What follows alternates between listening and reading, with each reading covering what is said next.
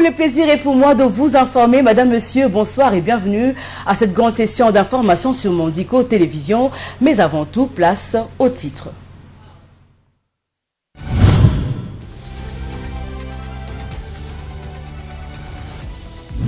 Le mouvement citoyen Filimbi qualifie cette énième prorogation de l'état de siège de désolation. Pour ce mouvement, le gouvernement ne tient pas compte des avis de la population de l'Est. La route Zambie au Katanga, longue de 186 km, sera très bientôt bitumée. Le partenaire financier de la RDC a rassuré le Premier ministre sur les financements de travaux. Le siège de Mondico Télévision a connu la visite du député national de Onkusu. Cet élu du Congo central a félicité le promoteur de cette chaîne pour la qualité et le sérieux dans le travail.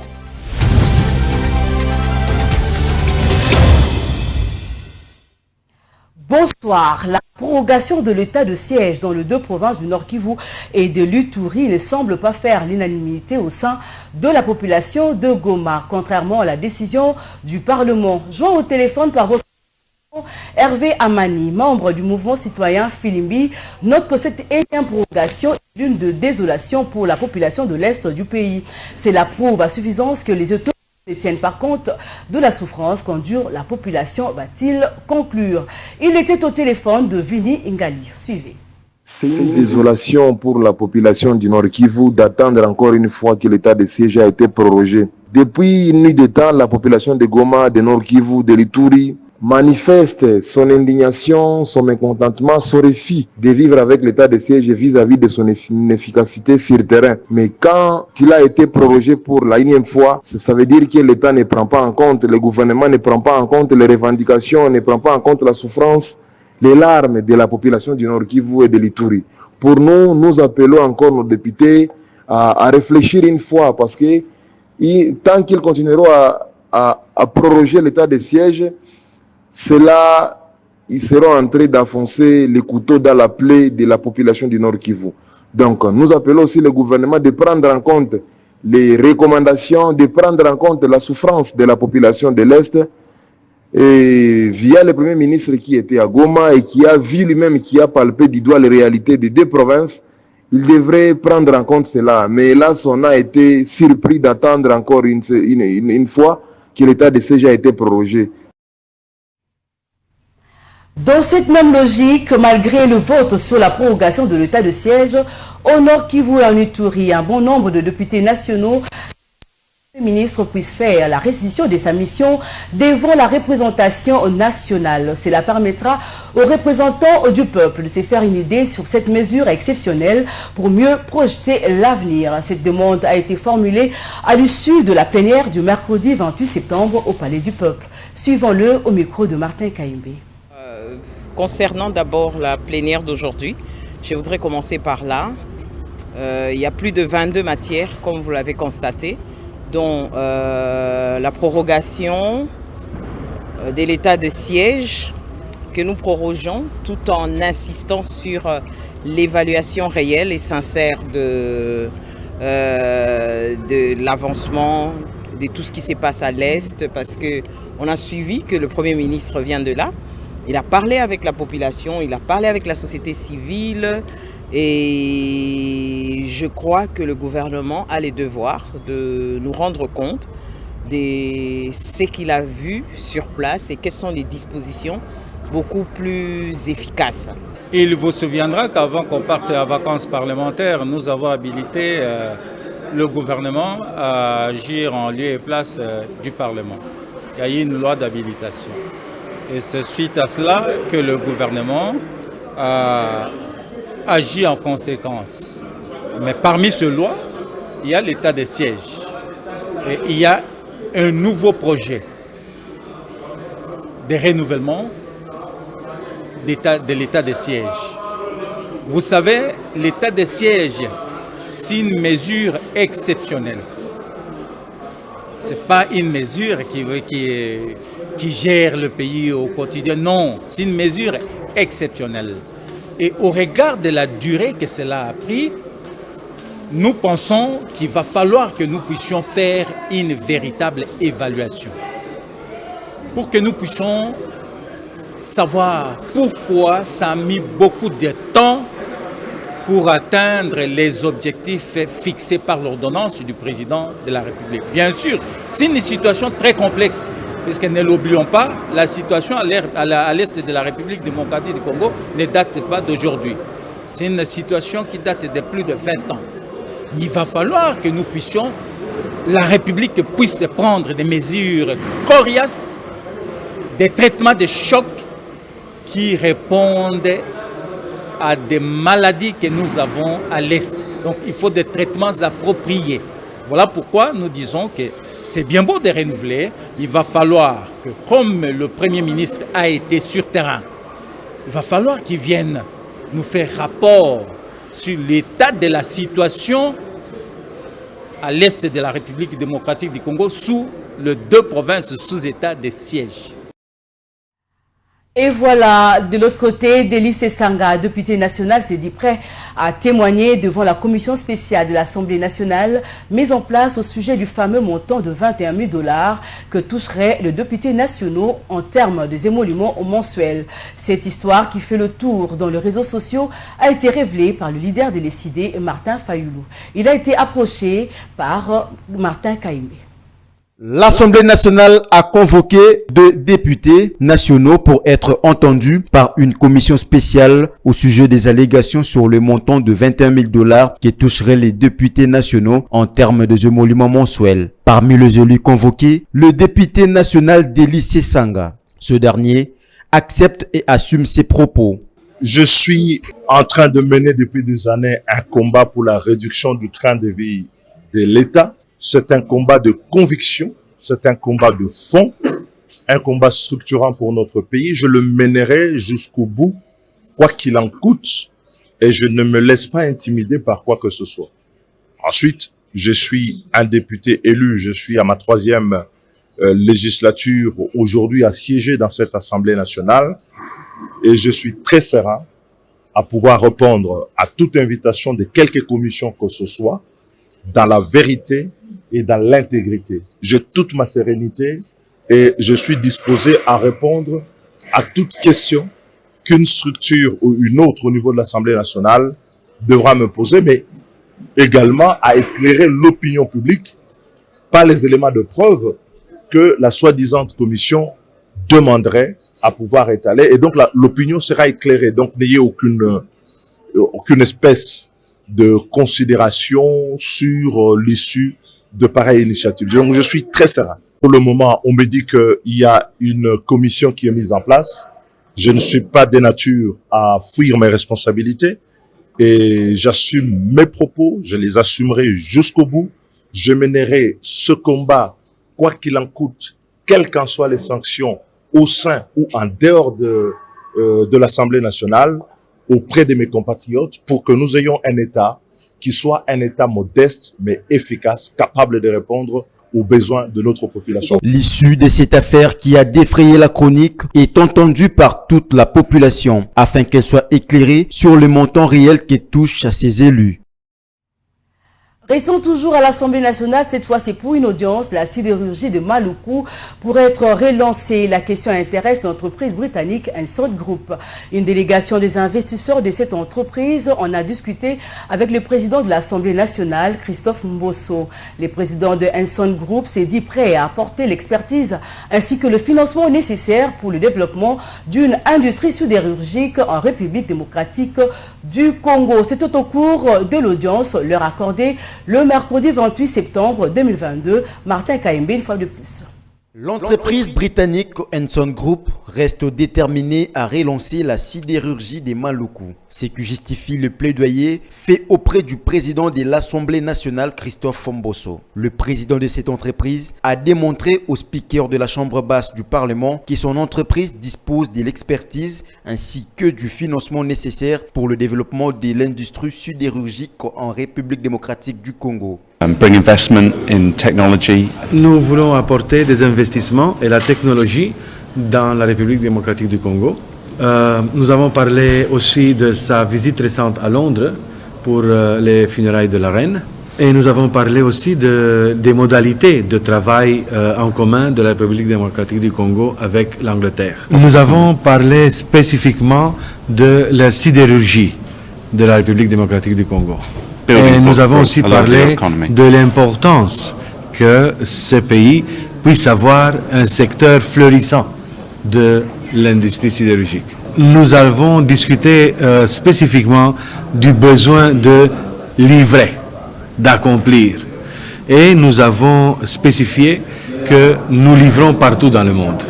Il y a deux valeurs qu'on peut ajouter à cette installation. Premièrement, nous avons accès aux experts internationaux dans le domaine. And the second is obviously the international finance that having Et la deuxième, évidemment, c'est la finance internationale. Signalons que cette rencontre fait suite au contact amorcé à Londres entre les deux parties en marge des obsèques de la reine Elisabeth II. Rendons-nous plutôt cette fois à l'hôtel du gouvernement. Les travaux de la route entre la Zambie et le Haut-Katanga sur l'axe No-Kasenga, Tchaloué-Mwenda, longue de 186 km, démarreront très bien prochainement. Ils seront exécutés par la société GED Africa. La délégation de cette société et les partenaires financiers engagés dans la construction de cet ouvrage ont donné des assurances au Premier ministre quant à la concrétisation de ce projet. Ils ont été conduits auprès du chef du gouvernement par le ministre des ITP, Alexis Guissaro. C'était le mercredi 28 septembre à la primature. Regardez. Le Premier ministre a eu des assurances des partenaires financiers engagés à la construction de la route entre la Zambie et le Haut-Katanga, longue de 186 km. C'est le ministre de ZTP Alexis Guissaro qui a conduit la délégation de ses partenaires associés à la société GED Africa, société qui a signé le contrat avec le gouvernement pour la construction de cette route. Et cette délégation aujourd'hui est conduite par M. Si, qui est à ma droite, qui est l'investisseur principal, qui va apporter en fonds propres pratiquement 30% de l'investissement. Et donc, à l'occasion de leur présence et de leur séjour à Kinshasa, ils avaient souhaité présenter leur civilité aux autorités du pays, dont son Excellence Monsieur le Premier ministre. Donc voilà, nous sommes venus rassurer son Excellence Monsieur le Premier ministre sur l'état d'avancement de ce projet, les étapes à suivre. Et la société Duna ainsi que GED qui sont là sont venus exprimer par eux-mêmes tout leur engagement dans ce projet. Ce projet aura un véritable impact économique en RDC, a noté le CEO de GED Africa. Le coût global de cette construction s'élève à 730 millions de dollars américains. This is a project which goes over both countries. Donc c'est un projet qui sera réalisé en RDC et en Zambie. C'est un projet très important qui a un impact économique énorme en RDC et en Zambie. Donc le coût du total du projet c'est à peu près 730 millions de dollars américains. Nous avons l'investissement en capitaux propres et nous sommes dans le processus de collectionner d'autres financements pour compléter l'investissement en capitaux propres. Néanmoins, nous avons déjà démarré les travaux sur le site et nous avons également lancé la maintenance de la route Kasomeno-Kasenga. Hier, nous étions en Zambie. Nous avons eu l'opportunité de rencontrer le président de la République de Zambie. Aujourd'hui, nous sommes ici à Kinshasa. Donc, nous avons également reçu l'hospitalité et le soutien du gouvernement de la République démocratique du Congo. L'investisseur principal a conclu, le CEO de GED Africa a déjà mobilisé 230 millions de dollars américains pour l'exécution de ce projet dans le délai.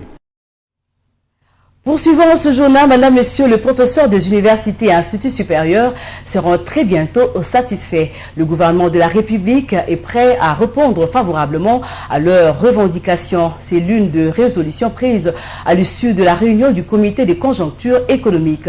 Cette réunion s'est tenue le mercredi à la primature sous la présidence du Premier ministre Jean-Michel Samalukonde Kyenge. Regardez. Le gouvernement de la République est prêt à répondre favorablement à ses engagements pris dans les accords conclus avec l'association des professeurs et les enseignants de l'EPST. La grève déclenchée est préoccupante, d'où l'intérêt d'y mettre fin. Le gouvernement propose certaines solutions et le ministre en charge de l'ISU va communiquer ces propositions de solutions aux professeurs d'université, à leurs syndicats, pour que nous puissions mettre fin à ce mouvement de grève qui s'est déclenché et qui prévoit une grève des étudiants demain.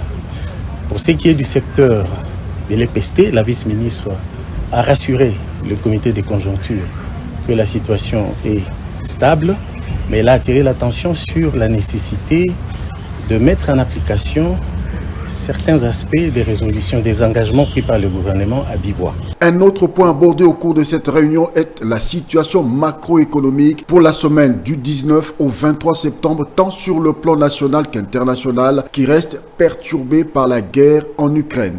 Nous avons examiné le contexte économique international qui demeure difficile à la suite des effets pervers liés au conflit russo-ukrainien.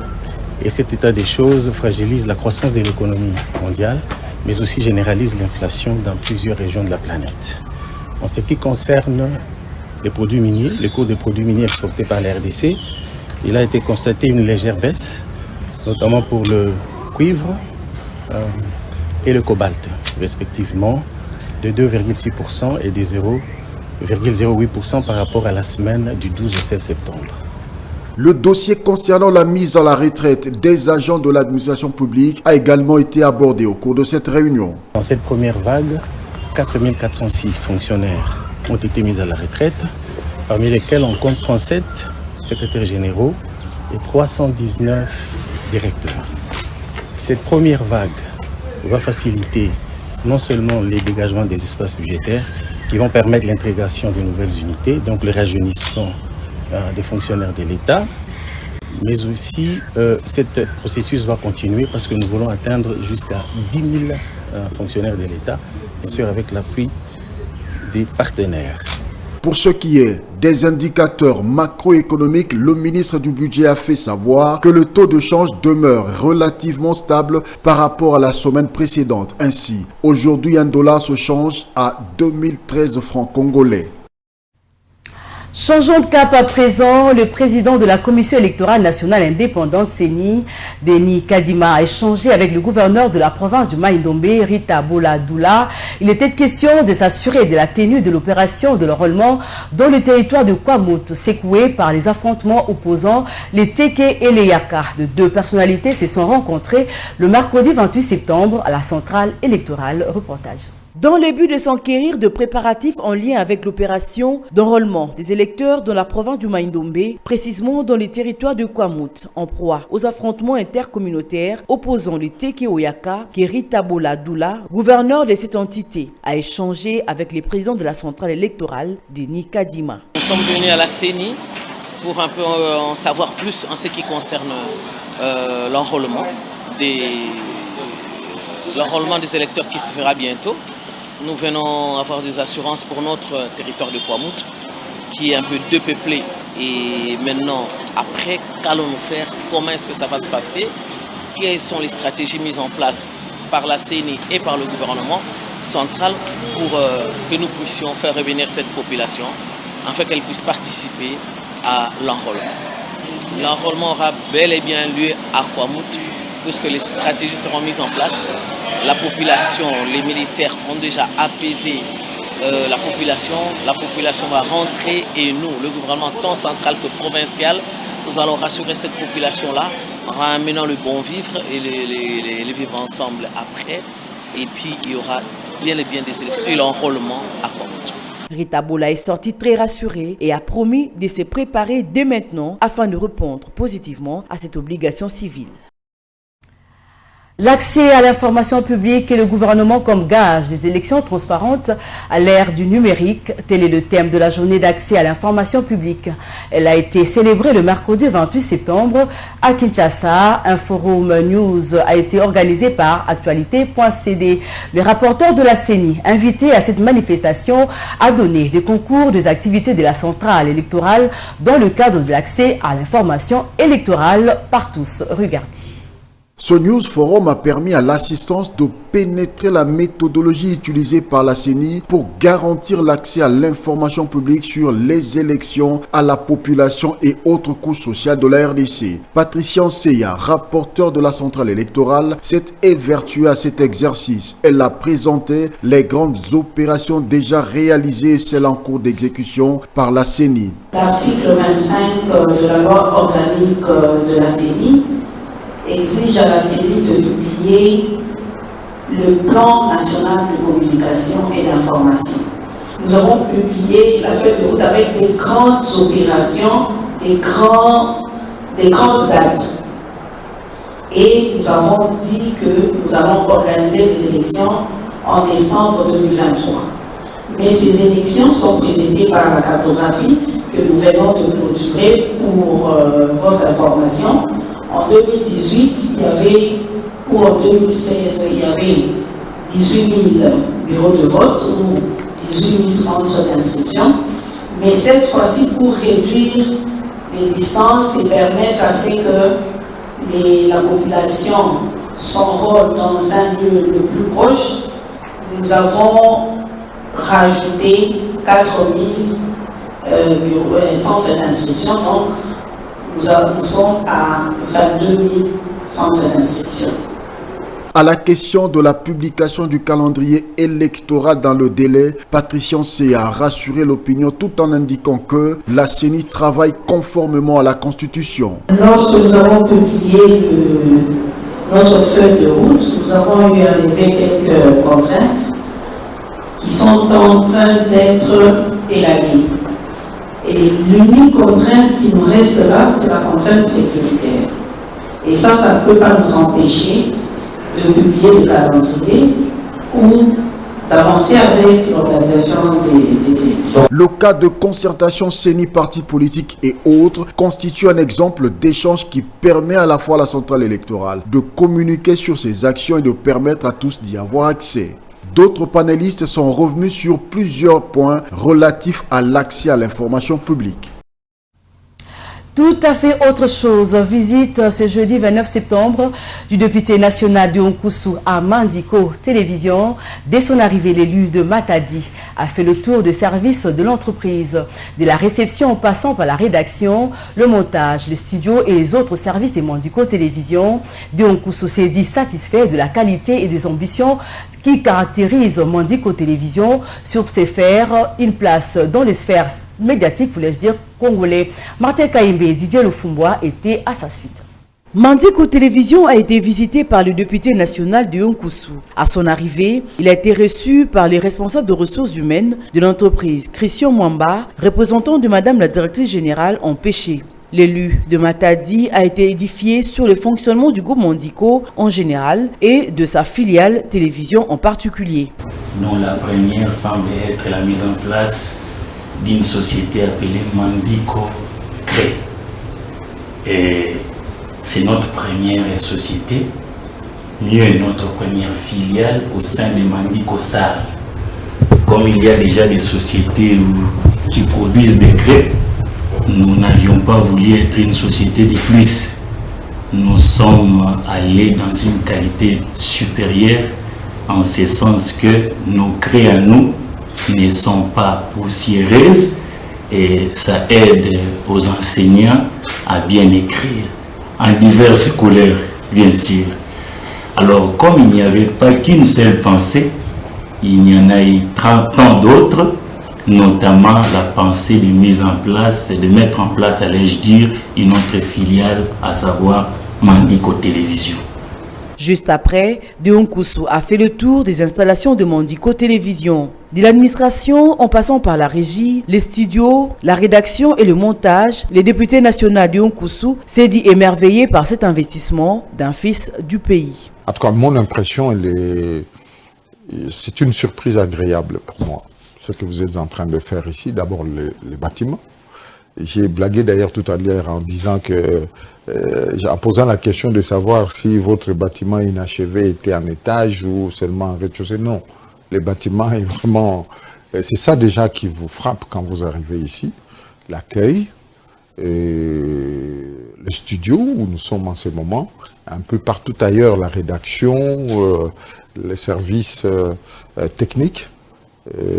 J'ai dit vraiment bravo, les choses n'ont pas été faites à la légère. C'est dans une ambiance bon enfant que s'est clôturée la visite du député national de Nkusu à Mandiko TV. Place à présent à la lecture de journaux parus ce jeudi 29 septembre à Kinshasa.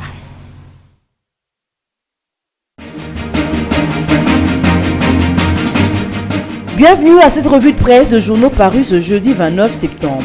Débutons cette lecture de journaux par le quotidien Le Potentiel qui affiche en titre: au-delà de problèmes sécuritaires dans l'Est de la RDC, dans le EAC, tirer profit au maximum de l'intégration. Aux confrères de développer, l'image de la RDC ne se résume pas simplement à celle de bruit de bottes dans sa partie Est. C'est dire que le pays présente autant de signaux de son émergence économique grâce à la volonté politique du président de la République, traduite par le gouvernement, qui est bien à l'œuvre pour matérialiser l'amélioration du climat des affaires. À ce jour, de l'intégration du pays au sein de la communauté des États d'Afrique de l'Est répond sans doute à une politique stratégique de développement qui vise essentiellement à ouvrir progressivement l'économie du Congo aux échanges et investissements internationaux. Rendons-nous chez la prospérité qui titre « Drame à l'Est de la RDC, Félix Tshisekedi, le cri de vérité lancé à l'ONU ». Dans ces colonnes, les confrères ont chéri en disant qu'il n'est pas facile de mettre un point final à un discours dont le but principal est de montrer que le drame qui a secoué et secoue encore aujourd'hui la RDC est simplement celui de la honte qui s'explique par sa complexité et non sa connaissance par les Congolais eux-mêmes.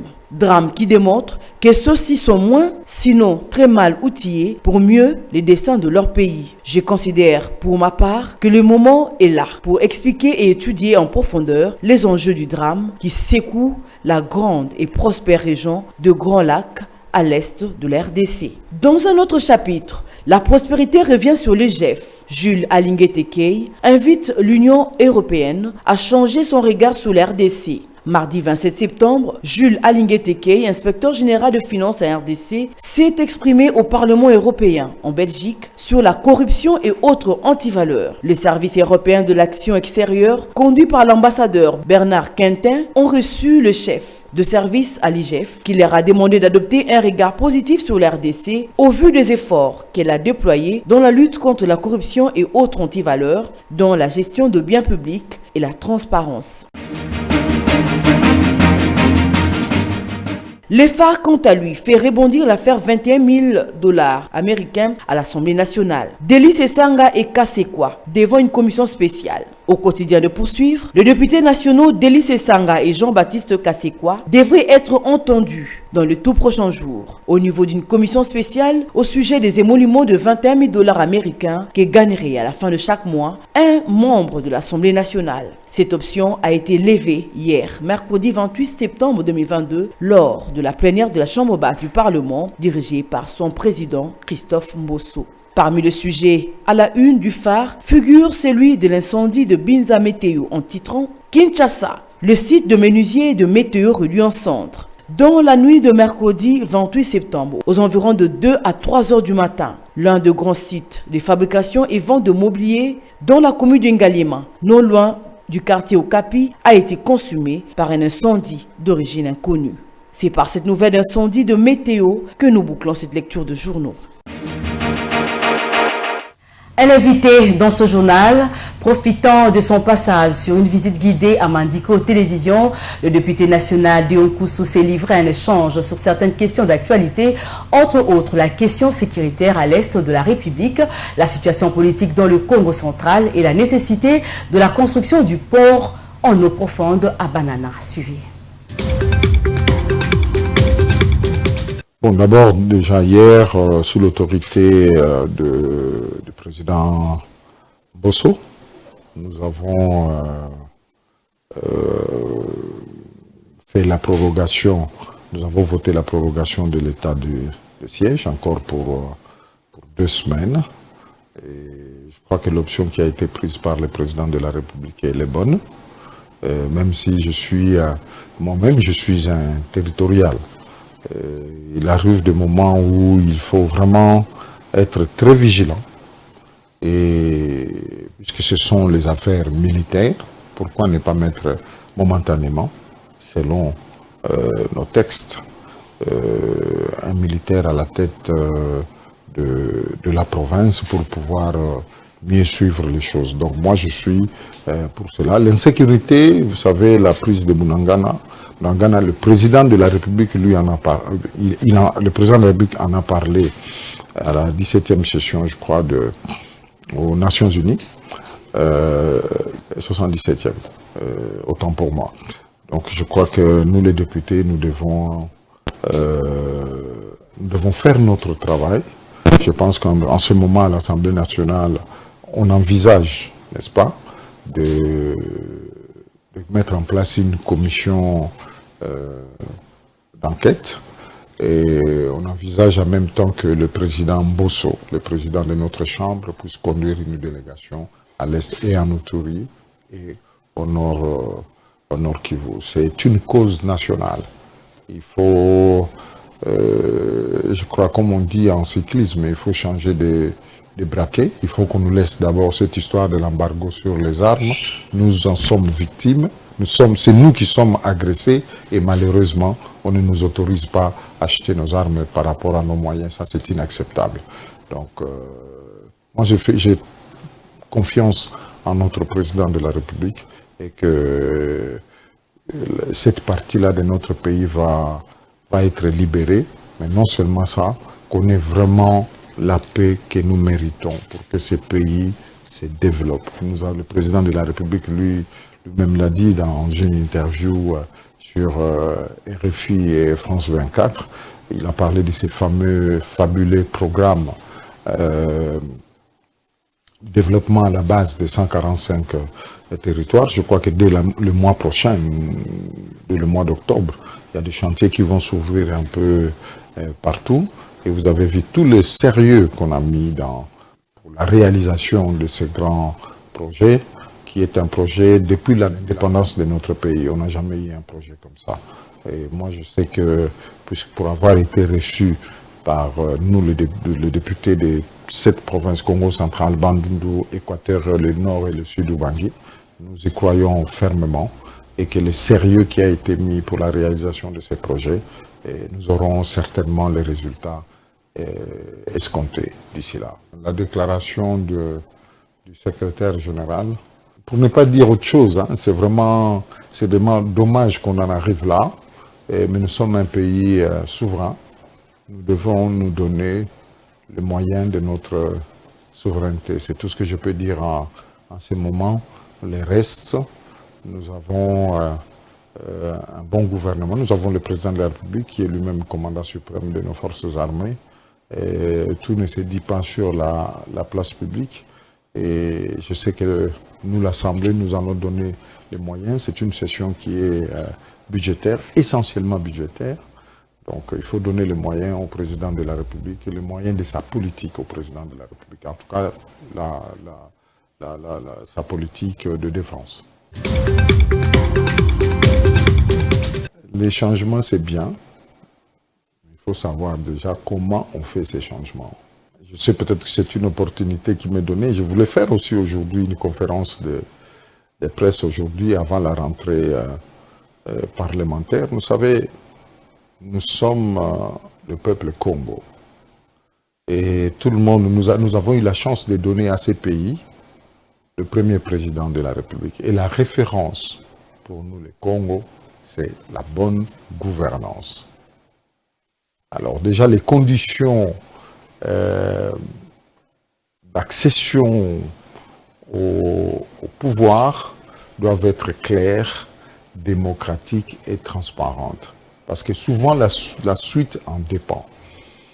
Malheureusement, depuis le départ du couple Mbachi-Nkusu, cette province n'a plus connu de développement. J'en parle sérieusement. Si vous comptez le nombre de ponts, pas construits par les députés, construits grâce à l'argent public, vous n'en trouverez pas beaucoup. Des écoles, des centres de santé. Alors, maintenant, avec les 145 territoires, nous en aurons. Mais il faut simplement se poser la question. Accéder au pouvoir, c'est bien, mais qu'est-ce qu'on fait de ces pouvoirs? Moi, je n'ai pas d'a priori, parce que simplement, je suis un homme d'État. Le 12 septembre dernier, je venais de totaliser une année depuis qu'on m'avait annoncé que je serais le candidat de l'Union sacrée. Les choses se sont passées telles que ça s'est passé, mais en tout cas, moi, je pense simplement que je dois vivre je dois exister dans mon mandat. Vous me donnez vraiment une occasion formidable Je dois exister dans mon mandat de député provincial et vous allez me suivre et vous verrez ce que je vais faire. Mais d'ores et déjà, je vous l'ai dit, je n'ai pas d'a priori. Les choses sont parfois simples, nous les compliquons nous-mêmes. Il faut simplement que l'argent public serve l'intérêt général. La difficulté que nous avons souvent dans nos provinces, pour ne parler que des provinces, les autorités provinciales se regardent trop dans la glace. En tout cas, l'expérience que nous avons vue jusque-là, avant cette phase qui démarre, c'était les autorités se regardent trop dans la glace. Et quand les autorités se regardent trop dans la glace, ils s'habillent trop bien, ils se véhiculent trop bien et ils pavanent trop bien. Et on oublie de servir le peuple. C'est une cause nationale, comme j'aime bien le dire, d'avoir notre port en eau profonde. Vous connaissez bien les pays africains. Des fois, nous nous disputons. Imaginez simplement que demain, comme sous Mobutu, comme il y a sous peu aussi, qu'il y ait des soucis dans nos relations bilatérales. Donc nos produits ça, ne pourront plus passer par Congo-Brazzaville. Moi, je m'en remets à la vision du chef de l'État qui avait dit le port des bananas d'abord. Donc, le port des bananas, le port en eau profonde, c'est une priorité pour le président de la République. Et puisque je dis que je le soutiens et que je tiens absolument d'ailleurs qu'il ait son deuxième mandat, j'étais membre de son premier gouvernement, je sais ce qui s'est passé, si on peut lui donner cette occasion. En tout cas, avant même la fin de ce mandat, je sais qu'il va réaliser ses projets et a fortiori, il va les terminer pendant son deuxième mandat. Je demande à ceux qui le peuvent de s'abreuver à la source Mandiko et que j'espère demain, puisque vous aimez bien varier vos activités, diversifier vos activités, demain on aura aussi de l'eau Mandiko pour coller à mon verbe. Et donc, une bonne télévision. Je souhaite bonne chance à Mandiko TV. Je lui souhaite vraiment de faire la différence et que vraiment bonne chance dans tout ce que Mandiko entreprend, que le label Mandiko soit béni. Voilà, ce journal est terminé. Madame, Monsieur, mais avant de nous quitter, le rappel des titres.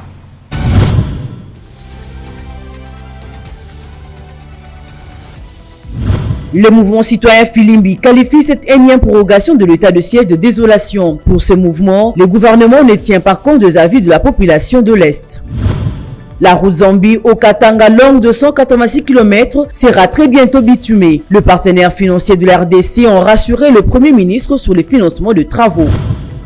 Le siège de Mandiko Télévision a connu la visite du député national de Onkusu. Cet élu du Congo central a félicité le promoteur de cette chaîne pour la qualité et le sérieux dans le travail.